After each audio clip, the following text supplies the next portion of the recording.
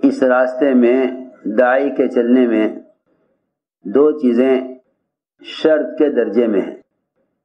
داعی کے اس راستے میں چلنے میں دو چیزیں شرط کے درجے میں ہیں. اگر ان دو شرطوں کو اس راستے میں چلنے والا پورا نہیں کرتا تو وہ اس کام میں اس راستے میں چل نہیں سکتا. وہ اس راستے میں چل نہیں سکتا. اس کے نہ چلنے کے 100 بہانے مل جائیں گے اس کو اگر صبر اور تقوی نہیں ہے. یہ دو بنیادی شرطیں ہیں اس راستے میں چلنے کے لیے، صبر اور تقوی. انبیاء علیہ السلام کی ساری محنت اور کوشش کا خلاصہ یہی دو چیزیں ہیں. یوسف علیہ السلام کے سارے واقعے کے بعد اللہ نے فرمایا انہ من یتقی و یصبر، کہ جو آدمی تقوی اختیار کرے اور صبر اختیار کرے، اللہ رب العزت کسی حال میں، کسی خطرے میں، کسی زمانے میں اور کسی بھی تنگی میں اللہ تعالیٰ اس کو ضائع نہیں فرمائیں گے. شرط یہ دو ہیں، صبر اور تقوی. اللہ مجھے معاف فرمائے، انہی دو چیزوں کی کمی ہے. میں نے عرض کیا کہ یہ دونوں چیزیں اس راستے میں چلنے کے لیے بطور شرط کے ہیں کہ داعی کے اندر داعی اذیتوں پر صبر کرے اور تقوی اختیار کرے. اگر خدا نہ کرے تنہائی کی کسی معصیت کے اندر مبتلا ہے، خاص طور پر غیبت کی معصیت، جس کو اس زمانے میں لوگ گناہ ہی نہیں سمجھتے، کہتے ہیں ہم تو حق بات کہہ رہے ہیں، کہ ہاں حق بات کہنا ہی غیبت ہے. حق بات کہنا ہی غیبت ہے. کسی مسلمان کے بارے میں اس کے پیٹھ پیچھے حق بات کہنا ہی غیبت ہے. حدیث میں آتا ہے کہ دو مسلمانوں کے درمیان یا دو ذمہ داروں کے درمیان اختلاف اور انتشار جب ہوگا جب ان میں سے کوئی ایک کسی تنہائی کی معصیت کے اندر مبتلا ہو. میں بہت ضروری بات عرض کر رہا ہوں کہ آپس کے اختلاف کا سب سے بڑا سبب وہ تنہائی کی معصیتیں ہیں جو آپس کے اختلاف کا سبب بنیں گی. وہ تنہائی کی معصیتیں ہیں جو آپس کے اختلاف کا سبب بنیں گی. کیونکہ جب اللہ رب العزت کی ذات عالی کے ساتھ تقوی کے ذریعے تعلق گہرا نہیں ہوگا تو ان کے مخلوق کے درمیان کے معاملات بگڑیں گے. ان کے مخلوق کے درمیان کے معاملات بگڑیں گے. اگر اللہ کی ذات عالی کے ساتھ تعلق گہرا نہیں ہے تقوی کے ذریعے تو ان کے اور مخلوق کے درمیان کے تعلقات بگڑیں گے. اور اگر اللہ کی ذات عالی کے ساتھ تعلق گہرا ہے تو ان کے اور مخلوق کے درمیان کے تعلقات سدھریں گے. من اصلح ما بینہ و بین اللہ اصلح اللہ ما بینہ و بین خلقہ، کہ جو اپنے اللہ کے درمیان کے معاملے کو درست کر لے اللہ اس کے مخلوق کے درمیان کے معاملات کو درست فرما دیتے ہیں. اسے میں نے عرض کیا کہ دو چیزیں شرط کے درجے میں ہیں، صبر اور تقوی. حضور اکرم صلی اللہ علیہ وسلم نے خود اور اپنے صحابہ کو سب سے زیادہ اس پر آمادہ کیا اور سب سے زیادہ مشق جو صحابہ کو کرائی ہے وہ ان دو چیزوں کی کرائی ہے، صبر اور تقوی. صبر تو یہ ہے کہ جو چیز تمہیں اپنوں کی طرف سے پیش آوے تم اس کو برداشت کر جاؤ. حضور اکرم صلی اللہ علیہ وسلم نے ایسا عادی بنایا اپنے صحابہ کو صبر کا. ابو ذر غفاری رضی اللہ تعالی عنہ وہ مسجد میں سوئے ہوئے تھے، آپ نے انہیں حرکت دے کر اٹھایا، فرمایا ابو ذر مسجد میں کیوں سو رہے ہو؟ عرض کیا کہ میرا کوئی گھر نہیں ہے اس لیے مسجد میں رہتا ہوں. میرا کوئی گھر نہیں ہے اس لیے مسجد میں رہتا ہوں. اے ابو ذر یہ بتلاؤ جب تمہیں مدینے والے تنگ کریں گے تم کیا کرو گے؟ جب تمہیں مدینے والے تنگ کریں گے تم کیا کرو گے؟ ابو ذر رضی اللہ عنہ نے عرض کیا کہ میں مدینہ چھوڑ کر ملک شام چلا جاؤں گا. عرض کیا کہ میں مدینہ چھوڑ کر ملک شام چلا جاؤں گا. آپ نے فرمایا اگر ملک شام والوں نے تنگ کیا پھر کیا کرو گے؟ عرض کیا کہ میں ملک شام چھوڑ کر پھر مدینہ آ جاؤں گا۔ آپ نے فرمایا اگر مدینہ والوں نے پھر تنگ کیا پھر کیا کرو گے؟ عرض کیا کہ تو پھر میں ان کا مقابلہ کروں گا۔ آخر کب تک صبر کروں؟ آخر کب تک صبر کروں؟ ہمیشہ یاد رکھنا، داعی کے صبر کی انتہا موت تک بھی پوری نہیں ہوتی، کیونکہ کافر کی قبر جو ہے وہ خواہش کے میدان کے اندر ہوتی ہے۔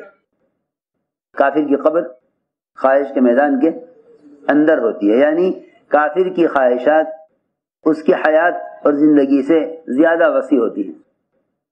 کافر کی خواہشات اس کے میدان زندگی سے زیادہ وسیع، میری بات توجہ سے سننی ہوگی، کافر کی خواہش کا میدان زندگی سے زیادہ وسیع ہوتا ہے، اور مومن کے صبر کا میدان اس کی زندگی سے زیادہ وسیع ہوتا ہے۔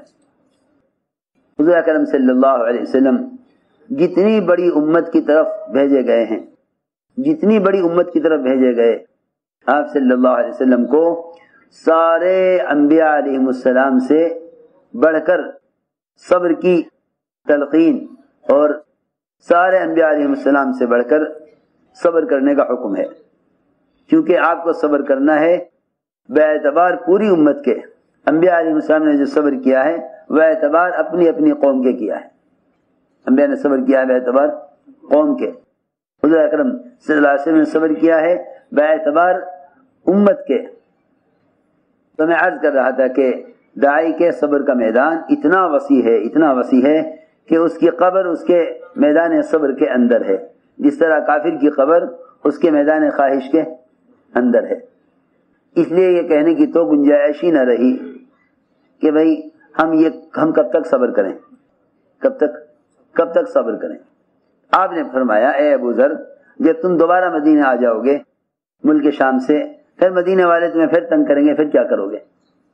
جی اب کب تک صبر کروں گا، اب ان کا مقابلہ کروں گا۔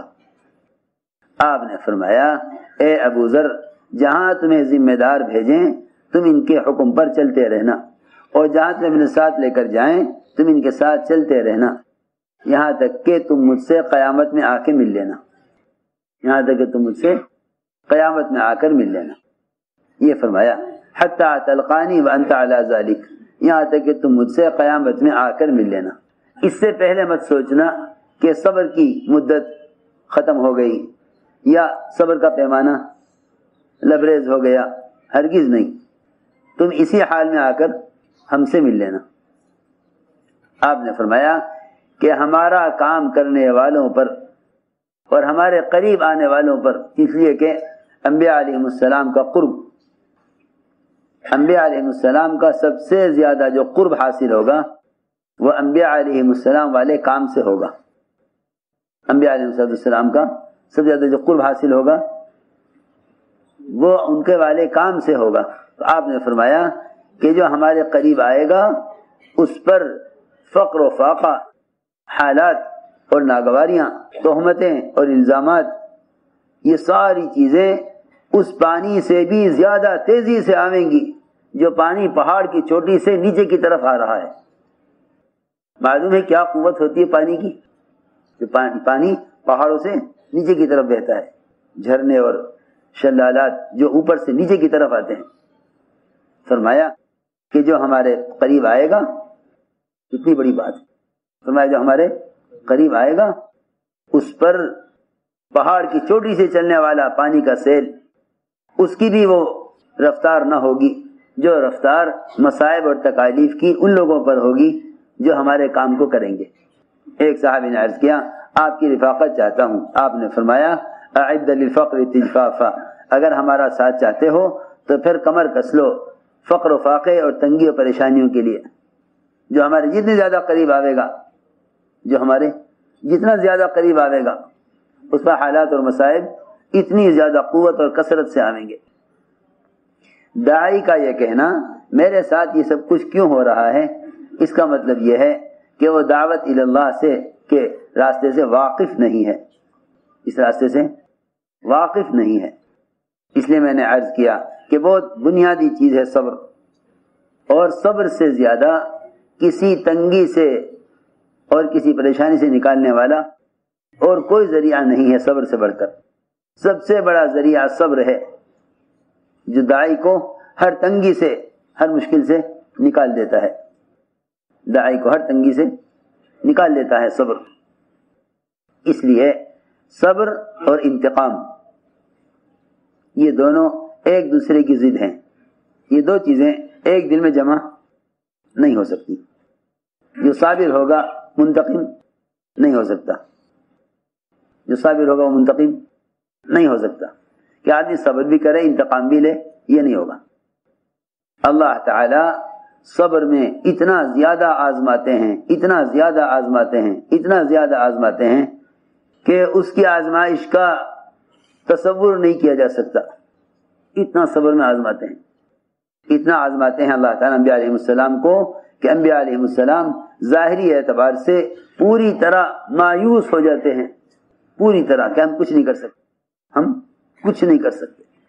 یہ آزمائش اس لیے ہوتی ہے، اللہ تعالیٰ دیکھنا چاہتے ہیں کہ حالات کو تنگ کر کے دیکھو انہیں ہمارے کام پر کتنی بصیرت ہے۔ اگر انہیں حال سے متاثر ہو کر حکم کو چھوڑ دیا تو یہ امتحان میں ناکام، ان حال سے متاثر ہو کر حکم کو چھوڑ دیا تو یہ امتحان میں ناکام ہو گئے۔